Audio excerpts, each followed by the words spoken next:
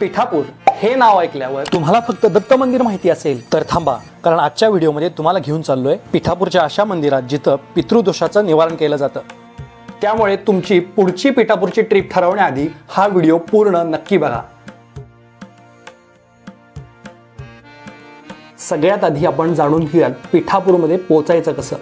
महाराष्ट्रातून जर तुम्ही पिठापूरला जाणार असाल तर महाराष्ट्रातील सोलापूर, पुणे, मुंबई या ठिकाणाहून तुम्हाला ट्रेन्स उपलब्ध आहेत। त्यातील जर तुम्ही पुण्याहून जाणार असाल तर पुण्याहून संध्याकाळी 6 वाजता कोणार्क एक्सप्रेस आहे, जी तुम्हाला दुसऱ्या दिवशी दुपारी 12:30 वाजता पिठापूर इथं पोहोचवते।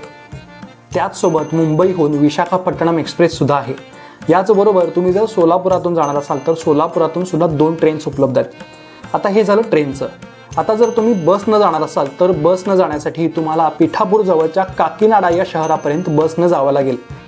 काकीनाडाला बसने जाण्यासाठी तुम्हाला हैदराबादहून बसेस उपलब्ध आहेत। आता पिठापूरला कसं पोहोचायचं हे तर आपल्याला कळालं, पण त्याचसोबत दत्त महाराजांच्या मंदिराबरोबरच आणखीन कुठली मंदिरं पिठापूरमध्ये आहेत हे जाणून घेऊयात। सगळ्यात आधी कुकुटेश्वर महादेवाचं दर्शन घेऊयात। याच कुकुटेश्वर लिंगामधून विद्युत क्रांती प्रकाशत होती आणि त्यावेळी त्यातून अप्पर राज शर्मा आणि सुमती महाराणी यांच्या विवाहाची आकाशवाणी झाली होती। पुढे त्यांच्याच पोटी पिठापूर येथे श्रीपाद श्रीवल्लभ महाराजांचा जन्म झाला। याच ठिकाणी एक तलाव आहे जिथं पिंडदान केल्यानं काय होतं याचं महत्त्व आजच्या व्हिडिओमध्ये मी पुढे सांगणार आहे। त्याआधी जाणून घेऊयात इथं असणाऱ्या एका महाशक्तीपीठाबद्दल। जेव्हा दक्ष यज्ञात सती देवीने योगाग्नीने आत्मदहन केलं तेव्हा भगवान शंकर तो देह घेऊन तांडव करू लागले। भगवान विष्णूंनी सुदर्शन चक्राने त्या देहाचे खंड खंड तुकडे केले। ते भाग भारतातील 51 ठिकाणी पडले। त्या भागांपैकी इथे प्रमुख अष्टादश शक्तीपीठातील पुरुहूतिका शक्तीपीठ आहे। पिठापूर हे पूर्व काळापासूनच एक सिद्ध क्षेत्र आहे। जेव्हा देवतांनी गयासुराच्या शरीरावर यज्ञ केला तेव्हा त्याचे मस्तक गयेला होते आणि पाय पिठापूरला होते, म्हणून या क्षेत्रास पादगया असे म्हणतात। गयासुरास देवतांनी सांगितले होते की सूर्योदय होईपर्यंत उठायचे नाही, पण मध्यरात्रीच भगवान शंकरांनी कुकुटाचे म्हणजेच कोंबड्याचे रूप घेऊन बांग दिली। गयासूर सकाळ झाली समजून उठला। त्रिदेवतांनी त्याचा उद्धार केला आणि ते कुकुटेश्वर देवस्थानात पिठापुरात राहिले। याच ठिकाणी एक तलाव आहे जिथे रोज हजारो भाविक स्नान करतात। त्यासोबतच मृत पावलेल्या व्यक्तींचे पूर्ण श्रद्धा व्हावे या ठिकाणी पिंडदान केल्यास त्या आत्म्यास मुक्ती मिळते। दत्त दर्शनला आणि जायचं कॅमेरा सुरू झालेला। तर मित्रांनो, तुम्हाला सांगायचं म्हणजे दत्त दर्शनला जायचं या नावाची एक नवीन प्लेलिस्ट आता आपल्या चॅनलवर उपलब्ध झाली आहे, ज्यामध्ये आपल्याला आता पिठापूर आणि वाडी याची दर्शनं उपलब्ध आहेत। त्यासोबतच या सिरीजमध्ये सर्व दत्तस्थानं आणण्याचा आपला प्रयत्न असणार आहे। त्यामुळे ही प्लेलिस्ट नक्की बघा आणि इतरांनी शेअर करा। पिठापूर या शहरापासून अवघ्या 3 किलोमीटर अंतरावर श्री दत्त अनघालक्ष्मी मंदिर आहे। हे मंदिर भव्य व सुंदर असून या ठिकाणी परवानगी घेऊन नामस्मरण करता येतं। त्यासोबतच भाविकांना अनघाष्टमीचे व्रत व पूजा देखील करता येते। सकाळी व दुपारी या ठिकाणी पूजा होते। व्हिडिओमध्ये जसं दिसत आहे त्याप्रमाणे या मंदिरात खूप स्वच्छता ठेवली जाते। त्यामुळे तुम्ही याच काय पिठापूर सोबत आणखीन भारतातल्या कोणत्याही मंदिरात गेलात तरी तिथली स्वच्छता राखणं ही आपली जबाबदारी आहे।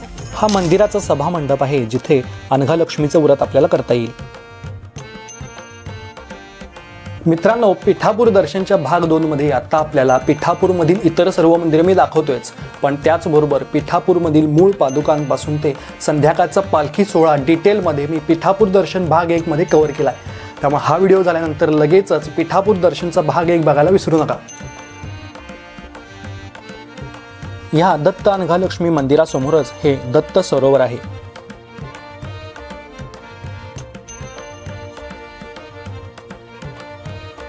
या सगळ्यासोबतच पिठापूरबद्दल आणखीन महत्त्वाची माहिती सांगायची म्हणजे पिठापूरमध्ये राखी पौर्णिमा मोठ्या उत्साहात साजरी केली जाते। श्रीपाद श्रीवल्लभ स्वामी यांची बहीण वासव्या कन्यका परमेश्वरी ही त्यांना राखी बांधते। त्यामुळे पिठापूरमध्ये रक्षाबंधनाचं विशेष महत्त्व आहे। या दिवशीच पिठापूरमधील गोपाल बाबा आश्रमामध्ये सुद्धा विशेष होम हवन आणि पूजा केल्या जातात।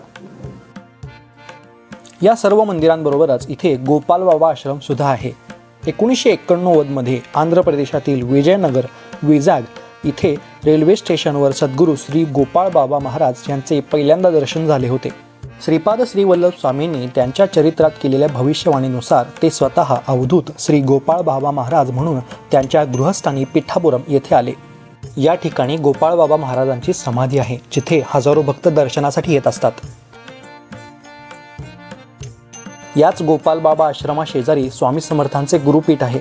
अखिल भारतीय श्री स्वामी समर्थ गुरुपीठ त्र्यंबकेश्वर यांची ही पिठापूरची शाखा मानली जाते। पिठापूर दर्शनचा भाग 2 आपल्याला कसा वाटला हे मला कमेंटमध्ये सांगायला विसरू नका आणि अशाच नवनवीन ट्रॅव्हल व्हिडिओसाठी ट्रॅव्हल विथ वरदला नक्की सबस्क्राईब करा। भेटूयात पुढच्या व्हिडिओमध्ये, तोपर्यंत नमस्कार।